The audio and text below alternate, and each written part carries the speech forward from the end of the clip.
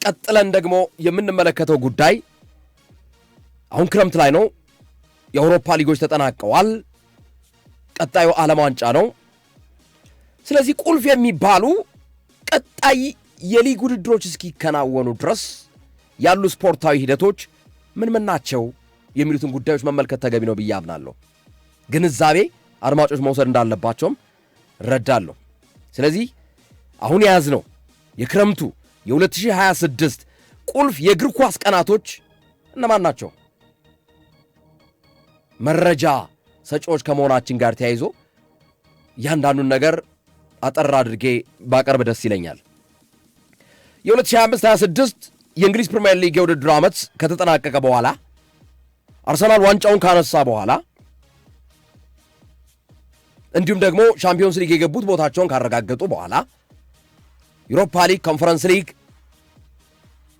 የታወቁ ክለቦች ሙሉ በሙሉ ከተረጋገጠ በኋላ የወረዱትም እንደዚሁ ሲጠበቅ የነበረው ዌስትሃም እና ቶተናም ፉክክር ነበር። ዌስትሃም የወረደበት። ከዛ ውጭ ሻምፒዮንስ ሊግ የገቡ ቡድኖች 5 ቡድኖች ናቸው። አርሰናል፣ ማንቸስተር ሲቲ፣ ማንቸስተር ዩናይትድ፣ አስቶን ቪላ፣ ሊቨርፑል፣ በርማውዝ ዩሮፓ ሊግ፣ ሰንደርላንድ፣ ብራይተንና ሆቭ አልቢዮን እነዚህ ቡድኖች ጭምር በአውሮፓ መድረክ የመሳተፊያውን ቁልፍ ያገኙ። ቼልሲ በውድድር ዓመቱ በአውሮፓ መድረክ የመሳተፍ እድሉን ሳያረጋግጥ ያጠናቀቀበት ሆኖ ተመልክተነዋል። ስለዚህ ክረምት ላይ ያሉ ቁልፍ የእግር ኳስ ክንውኖች ምን ናቸው? በመጀመሪያ ደረጃ የፕሪሚየር ሊጉ ጠቅላላ ጉባኤ ይከናወናል። ወደ ፕሪሚየር ሊጉ ያደጉ ቡድኖችም እነ ኮንቬንትሪ ሲቲ፣ ኢፕስዊች ታውንና ሁል ሲቲ ናቸው። የወረዱትን ወልቭዝን፣ በርንሌይንና ዌስትሃምን ተክተው የመጡት። ስለዚህ ፕሪሚየር ሊግ ላይ ያሉ አሁን ቀደም ብለው ስብሰባዎች ይደረጋሉ። ዛሬ ወይም ነገ የጠቅላላ ጉባኤ ስብሰባ በእንግሊዝ ፕሪሚየር ሊግ የሚደረግ ይሆናል። ያደጉትንም እንኳን ደስ አላችሁ ለማለት የወረዱትንም ሌላ ቀን ነው የሚለውን ግንዛቤ ለመስጠት የሚደረግ እና ሌሎች ለውጦች ካሉ ከፕሪሚየር ሊጉ ጋር ያሉ ጉዳዮችን የባለፈውንም ፕሪሚየር ሊግ ለመገምገም ዛሬ ወይም ነገ የሚደረግ ጠቅላላ ጉባኤ ያለ በፕሪሚየር ሊጉ ማለት ነው። ዋነኛው ጉዳይ ግን የሚጀምረው ጁን 11 የፊታችን ሐሙስ የፊፋ የዓለም ዋንጫ በ3 ሀገራት አስተናጋጅነት በታሪክ ለመጀመሪያ ጊዜ 48 ብሔራዊ ቡድኖች የሚጫወቱበት የዓለም ዋንጫ የሚከናወን ይሆናል። ዩናይትድ ስቴትስ ኦፍ አሜሪካ፣ ሜክሲኮ፣ ካናዳ እነዚህ 3 ሀገራት የሚያዘጋጁት የዓለም ዋንጫ ነው። የመክፈቻው ጨዋታ የሚደረገው በሜክሲኮ ሲቲ ላይ በሜክሲኮና በደቡብ አፍሪካ መካከል ሐሙስ ከምሽቱ 4 ሰዓት ጀምሮ የመክፈቻ ጨዋታ ይደረጋል። የመዝጊያው ጨዋታ ደግሞ አሜሪካ ላይ የሚደረግ ይሆናል። አብዛኞቹ ብሔራዊ ቡድኖች ገብተዋል። ልምምዳቸውንም እያከናወኑ ነው። ትናንት የእንግሊዝ ብሔራዊ ቡድን ልምምድ በሚሰራበት አቅራቢያ ከፍተኛ የሆነ ተኩስ ድምፅ ተሰምቶ ነበር። በቀጥታ የድርጊቱ ፈጻሚዎች ወዳገኙት ሰው እየተኮሱ ኦፍኮርስ ሰው አልሞተም፣ ግን 9 ሰዎች ተጎድተዋል። የእንግሊዝ ብሔራዊ ቡድን ልምምድ ከሚሰራበት ከቅርብ ርቀት ማለት ነው። የአርሰናል ተጫዋቾችን ቡድኑን ተቀላቅሏል። ና ኤብሪቺ ኤዜ፣ ኖኒ ማዱዌኬ፣ ቡካዮ ሳካ፣ ዴክላን ራይስ የእንግሊዝ ብሔራዊ ቡድንን ተቀላቅለዋል። ስለዚህ የመጀመሪያው ክንውን ጁን 11 ነው። እንግዲህ ከጁን 11 ጀምሮ እስከ ጁላይ 19 ድረስ በዓለም ዋንጫ እየተዝናናን እንቆያለን ማለት ነው። የኢራን ብሔራዊ ቡድን ልክ ጨዋታ በሚያደርግበት ጁን 15 ነው አሜሪካ እንዲገባ ፈቃድ የተሰጠው ማለት ነው። ከኒውዚላንድ ጋር ነው ጨዋታው የሚያደርገው። ልክ ጨዋታውን በሚጨርስበት ቀንም ወዲያውኑ አሜሪካን ለቀው እንዲወጡ ነው ቪዛ የተመታላቸው። ይሄ አንፌር ነው በእግር ኳስ። ሶፊ አንተም ትጨምርበታለህ። በዚህ ጉዳይ ላይ እናነሳቸዋለን። አነጋጋሪ ክስተቶችም ያሉት የዓለም ዋንጫ እንደሆነ ማሳያ ነው። ያው የፖለቲካ ቁርሾ ውስጥ ነበሩ አሜሪካና ኢራን እና የኢራን ብሔራዊ ቡድን ልክ አሜሪካ በሚገባበት ቀን ከኒውዚላንድ ጋር ይጫወታል ጁን 15። ሁሉንም የምድብ ጨዋታዎች በአሜሪካ ነው የሚያከናውነው እና የሚራዘምለት ከምድቡ ካለፈ ብቻ ነው እንጂ ልክ ከምድቡ ከተሰናበተ የመጨረሻውን ጨዋታ እንዳደረገ ቀጥታ ግብፅን እንደገጠመ ቀጥታ ለቆ ይወጣል እና ይሄ በጣም አስገራሚ ሁኔታ ሆኗል። አንፌር ነው፣ በእግር ኳስ አንፌር ነው። እንደዚህ አንደኛ አየሩን ሳይለምዱት በመጡበት ቀን በገቡበት ቀን ጨዋታ እንዲያደርጉ ይሄ መወሰኑ ይሄ ልክ አይደለም። እግር ኳስ ከፖለቲካ አመለካከት ነፃ ነው። ከማንኛውም ፖለቲካዊ እንቅስቃሴዎች፣ ሂደቶች፣ አመለካከቶች ስፖርት የጸዳ ነው። ስለዚህ ይሄ በጣም አነጋጋሪ የሆነ ክስተት ነው። ገና ብዙ ነገሮችን እናነሳለን በዓለም ዋንጫው ላይ የሚካሄዱ። ኩራካኦ የመጀመሪያ ተሳታፊዋን የምታደርግ ሀገር ነች። ኩራካኦ በጣም በሚገርማችሁ ሁኔታ በመስኮት በሌለው በስኩል ባስ የተማሪዎች አውቶቡስ ነበር ወደ አሜሪካ ሲገቡ የነበረውና በጣም አዝናኝ የነበረበት ሂደት ነበር። ኩራካኦ 26 ተጫዋቾች አሉ። አሰልጣኛቸው ዲክ አድቮካት ነው። እሱም ኔዘርላንዳዊ ነው። 25ቱ ኔዘርላንድ ውስጥ የተወለዱ ናቸው። አንዱ ብቻ ነው ቾንግ የሚባለው ተጫዋች ብቻ ነው እዛው ኩራካኦ ውስጥ የተወለደው ማለት ነው። እነዚህን ጉዳዮች በዝርዝር ዓለም ዋንጫው ጨዋታ ሲኖሩ እንገልጻቸዋለን። ለማንኛውም የዓለም ዋንጫ ጁን 11 ይጀምራል። የፊታችን ሐሙስ ሜክሲኮና ሳውዝ አፍሪካ በሚያደርጉት የ2010 የዓለም ዋንጫ መክፈቻ ጨዋታም ነበር ደቡብ አፍሪካ ላይ ይሄ ጨዋታ። ሲፊው ሻባላላ ጎል አስቆጥሮ ጎል ፎር ኦል አፍሪካ ጎል ባፋና የሚል ኮሜንትሪ የነበረው ፒተር ድሩዋሪ ሁላችንም እናስታውሰዋለን። እና ያን የተደገመው የ2010 የዓለም ዋንጫ መክፈቻ ጨዋታ ነው ዘንድሮም የተደገመው ሜክሲኮ ከደቡብ አፍሪካ ሜክሲኮ ሲቲ ላይ ሜክሲኮ አንድ አስተናጋጅ ስለሆነች ማለት ነው። ከጁን 11 እስከ ጁላይ 19 እስከ ጁላይ 19 ከጁን 11 እስከ ጁላይ 19 ዓለም ዋንጫ። ጁን 15 ሰኞ የዛሬ ሳምንት ሰኞ የፕሪሚየር ሊግ የዝውውር መስኮት በይፋ ይከፈታል። ጁን 15 የዛሬ ሳምንት ሰኞ ማለት ነው ይከፈታል። እና ታላላቅ የዓለማችን ተጫዋቾች በአሁኑ ሰዓት ዓለም ዋንጫው ላይ ነው የሚገኙት። እዛው እያሉ በወኪሎቻቸው አማካኝነት ዝውውሩ ይጠናቀቃል። በጣም ብዙ ዝውውሮች አሉ። ቅድም ሶፊ መግቢያው ላይ የጠቆማቸው የነ ሞርጋን ሮጀርስ ጉዳይ፣ የነ ጁኒየር ክሩፒ ጉዳይ፣ የነ አልቫሬዝ ጉዳይ፣ የነ ሳንድሮ ቶናሊ ጉዳይ፣ ያ ብዙዎቻችሁ የምታውቋቸው ስማቸው የሚነሱ ተጫዋቾች አሉ። ከጁን 15 ጀምሮ ይፋዊ የዝውውር መስኮት ይከፈታል። የዛሬ ሳምንት ሰኞ ጁን 15 ላይ ነው የሚከፈተው የዝውውር መስኮቱ። ሰኞ ተከፍቶ ሴፕቴምበር 1 ላይ ይዘጋል ማለት ነው። እና የዝውውር መስኮት የሚከፈተው ጁን 15 የዛሬ ሳምንት ሰኞ ነው የዝውውር መስኮቱ ይከፈታል። ጁን 19 እንግዲህ ያው ጁን 15 ሰኞ ነው ብሎናል። በዛኛው ሳምንት ጁን 19 ወይም የዝውውር መስኮቱ ከተከፈተ ከአራት ቀን በኋላ ጁን 19 የእንግሊዝ ፕሪሚየር ሊግ የጨዋታ መርሃ ግብር ድልድል ይፋ ይደረጋል። ሁለቱም እንግዲህ በዛኛው ሳምንት ነው የሚደረጉት። ሰኞ ይከፈታል ጁን 15፣ 16 ማክሰኞ ይሆናል፣ 17 ሮብ ይሆናል፣ 18 ሐሙስ ይሆናል፣ 19 አርብ። በዛኛው ሳምንት ሰኞ የዝውውር መስኮት ይከፈታል። በዛኛው ሳምንት አርብ የእንግሊዝ ፕሪሚየር ሊግ የጨዋታ መርሃ ግብር ድልድል ይፋ ይደረጋል። የፍራንክ ላምፓርዱ ቡድን ኮንቬንትሪ ሲቲ ያለ እና ሆል ሲቲ ያሉ እና ኢፕስዊች ታውን አዳዲሶቹ ቡድኖች እነማንን ያገኛሉ? ሻምፒዮኑ አርሰናል ከማን ጋር ይደለደላል?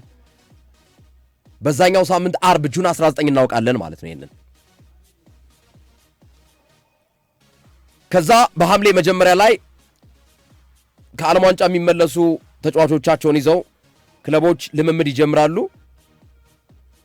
በሐምሌ ወር መጨረሻ አካባቢ ደግሞ ዓለም ዋንጫው ካለቀ በኋላ የፕሪሲዝን ጨዋታዎች ይቀጥላሉ ማለት ነው። የፕሪሲዝን ጨዋታዎች ዋና ዋና ቡድኖቹን ማንን ያገኛል የሚለውን አድማጮቻችን ልግለጽላችሁ። ሻምፒዮኑ አርሰናል ኦገስት 5 ከሪያል ቤቲስ ጋር አየርላንድ ደብሊን ላይ ጨዋታውን ያደርጋል። ሪያል ቤቲስ የስፔኑን ክለብ በፕሪሲዝን ይገጥማል።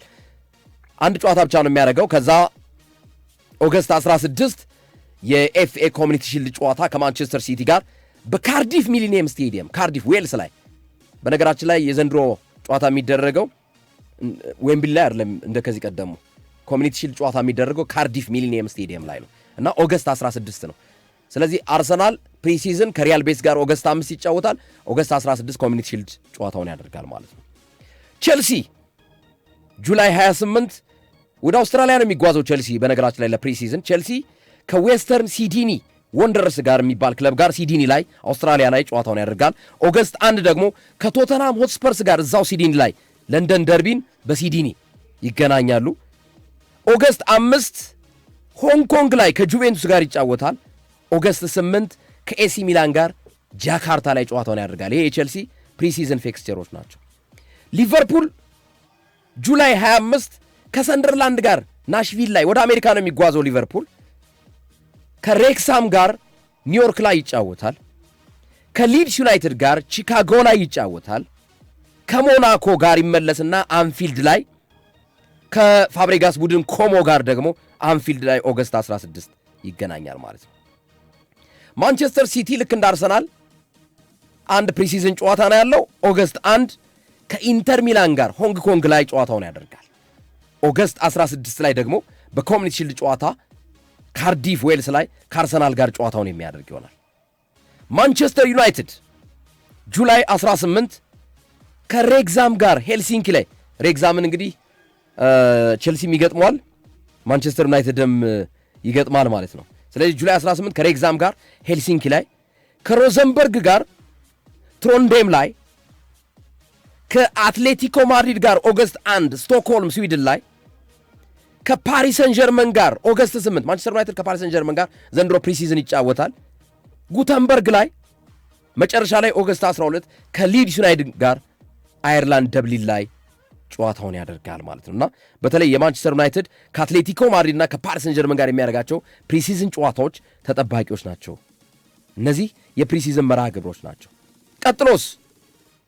ቀጥሎ ይህን ፕሪሲዝን ካየን በኋላ ኦገስት 12 የዩኤፋ ሱፐር ካፕ በእንግሊዙ አስቶን ቪላና የሻምፒዮንስ ሊግ ዋንጫ ባነሳው ፓሪስ ሰን ጀርመን መካከል የሚከናወን ወይም የሚካሄድ ይሆናል። ጨዋታው የሚደረገው ደግሞ ኦስትሪያ ሳልዝበርግ ላይ ነው። ዘንድሮ የዩኤፋ ሱፐር ካፕ በዩናይ ኤምሪው አስቶን ቪላና በፓሪስ ሰን ጀርመን መካከል የሚደረገው ማለት ነው።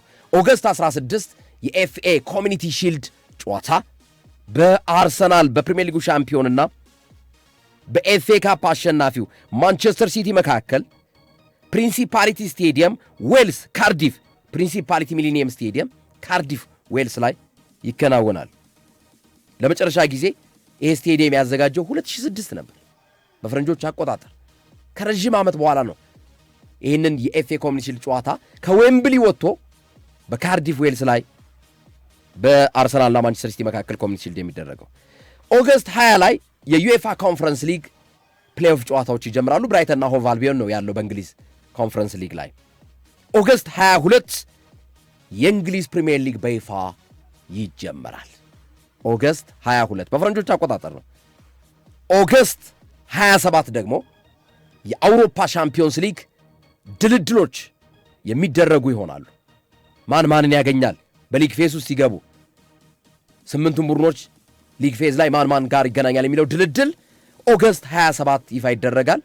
ያ ማለት ፕሪሚየር ሊጉ ከተጀመረ ከ5 ቀን በኋላ ማለት ነው። ኦገስት 22 ፕሪሚየር ሊጉ ይጀመራል። ኦገስት 27 ደግሞ የሻምፒዮንስ ሊግ ድልድል ይደረጋል። ኦገስት 28 ደግሞ የዩሮፓ ሊግ ተጋጣሚዎች ሊግ ፌዝ ቡድኖቻቸውን የሚደለደሉበት ይሆናል።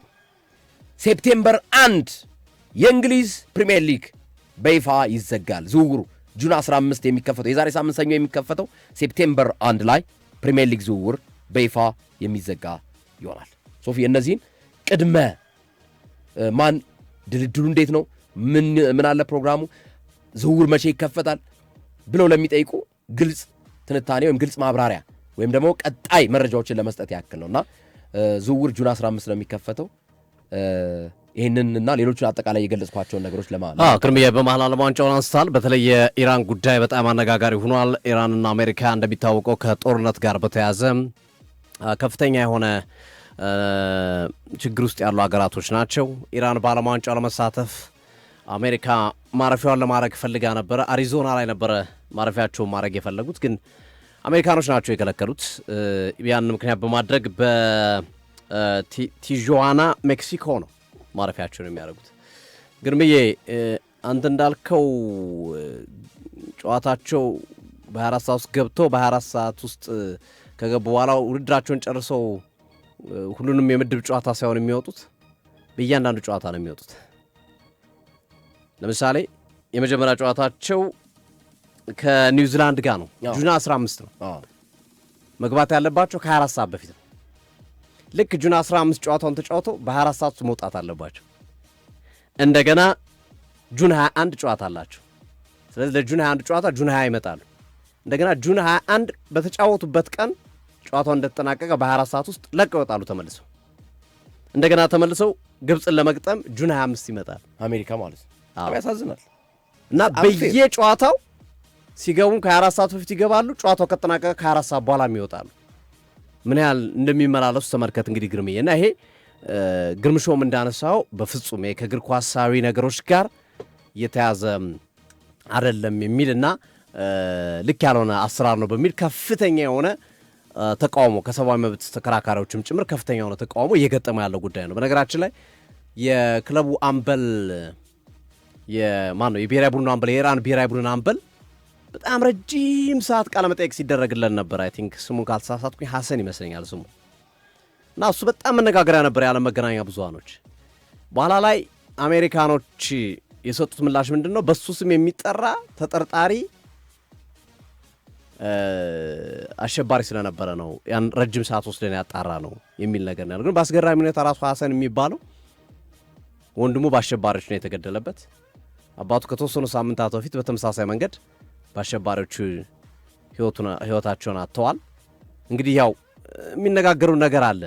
አሜሪካም የራሷን አሸባሪ ታደራጃለች፣ ኢራንም እንደዚህ ታደርጋለች የሚሉ የራሳቸው የፖለቲካ ችግር አለባቸው። እሱን እንተው። ግን ከእግር ኳሳዊ ነጥብ አንጻር ግን ምንድን ነው ገብተው ቢያንስ ውድድራቸውን ጨርሰው ቢወጡ ምንድን ነው ችግሩ? ምንድን ነው የሚፈጥረው ልዩነት? በዛ ላይ በነገራችን ላይ የኢራን እግር ኳስ ፌዴሬሽን ፕሬዚዳንት ተከልክሏል፣ ምክትል ፕሬዚዳንቱ ተከልክሏል፣ ቪዛ የሉ። ተጫዋቾቹና የሕክምና ባለሙያዎች አሰልጣኞች ብቻ ናቸው የመጡት እና ለቡድን ወሳኝ የሆኑ ኦፊሻሎች አመራሮች አልመጡልንም የሚል ተቃውሞም ገጥሟል። እስከ ሜክሲኮ መምጣት ይችላሉ። ከሜክሲኮ በኋላ ግን ወደ አሜሪካ መግባት አይቻልም እና በጣም ፈታኝ ሆኖባቸዋል ኢራኖች። እንደው ምንድነው እንዲሄድ አታደርገው እንዲሄድ ግፋው ይባላል አይደል? እንደዛ አይነት ነገር ነው። በቃ ኢራን ከውድድሩ እንድትወጣም ጭምር አሜሪካ የምትፈልግ ይመስላል። እና ይሄ በጣም በበርካታ የመገናኛ ብዙሃኖች በስፋት እየተዘገበ ያለ አነጋጋሪ ጉዳይ ነው ማለት ይቻላል። የኢራን ጉዳይ በቀጣይ ቀናቶችም አነጋጋሪነቱ የሚቀጥል ይመስለኛል። በቀጣይ ጊዜያቶችም ከጨዋታ ጋር በተያዘ ከውጤት ጋር በተያዘም ከመሳሰሉ ነገሮች ጋር በተያዘ የፊፋው ፕሬዚዳንት ጂያኒ ኢንፋንቲኖና ዶናልድ ትራምፕ በጣም ጥሩ ቁርኝነት ነው ያላችሁ። ከዚህ በፊት አንስተነዋል። እንደውም ጂያኒ ኢንፋንቲኖን ከፍተኛ ጥያቄ ጠይቋቸዋል የፊፋ ስራ አስፈጻሚዎች። ምንድን ነው በዚህ ልክ ከዶናልድ ትራምፕ ጋር የሚያቀራርቡት? እግር ኳሱን አርፎ አያመሩም ወይ? የሰላም ዘብ የሰላም እንትን እያላችሁ ምን አይነት ሽልማት ነው የምትሰጡት? ከእግር ኳሳዊ ፍልስፍና ውጭ የሆነ ለዶናልድ ትራምፕ የተሰጣቸው የሰላም ፒስ ፕራይዝ ብሎ የሰጧቸው የለም። ዓለም ላይ ኑሮ ያቅም ፒስ ፕራይዝ የሚባል ግን በዶናልድ ትራምፕ ልክ ተለክቶ የተዘጋጀ የሽልማት ሂደት ነበር። ፊፋ ነው የሸለማቸው እና ይሄ ልክ አይደለም የሚል ተቃውሞዎች በፊፋ ውስጥ በከፍተኛ ሁኔታ እየተነሳ ነው የሚገኘውና ያው እንደሚታወቀው ከዚህ በፊትም የነበረው ሴፕ ብላተር ኤፍቢአይ ነው ከፍተኛ የደህንነት ስራ ሰርቶ ከቦታቸው ያነሳቸው። ጂያኒ ኢንፋንቲኖም ያንን የፈሩ ይመስላሉ ከአሜሪካ ጋር ወገንተኝነታቸውን ማድረጋቸው። ግን እንዲህ አይነት ነገሮች ነው መወገዝ ያለባቸው ናቸው። ፊፋ በዚህ ጉዳይ ዝም ማለቱ አነጋጋሪ ነው። ቢያንስ ይሄን ነገር ማስተካከል ነበረበት። የተወሰነ 2-3 ቀን በፊት እንኳን ገብተው ውድድራቸውን ጨርሰው በየ3 ቀኑ በየራቅ ቀኑ ነው የምድብ ጨዋታ የሚከናወን። ደርሶ መልስ እኮ ነው የሚሆንባቸው። ገና ሜክሲኮ እንደገቡ ሰዓቱ ይደርስባቸዋል። ተመልሰው ወደ አሜሪካ ይመጣሉ። እንደገና ከአሜሪካ ከወጡ በኋላ ሜክሲኮ ደርሰው እንደገና ለመምጣት ምክንያቱም 3 ቀን 4 ቀን ነው ልዩነታቸው የጨዋታዎቹ እና በእርግጠኛነት ሶፊኔ ሳስበው ኢራን በዚህ ክስተት ብቻ ከፍተኛ ደጋፊ እንደምታገኝ አስባለሁ። ምንም ጥያቄ በሌለው ሁኔታ ማለት አንደኛ ኢራን ላይ የተደረገው አንፌር ኢፍትሃዊ ነው። ምን ማለት ነው? እግር ኳስ የሰላም መድረክ ነው። እግር ኳስ ከማንኛውም የፖለቲካ አመለካከት፣ እግር ኳስ ከማንኛውም የፖለቲካ ሂደቶች ነፃ ነው ብለን በፊፋ የመጀመሪያው ፓራግራፍ ላይ የተቀመጠን መመሪያ ከፖለቲካ ጋር አቆራኝቶ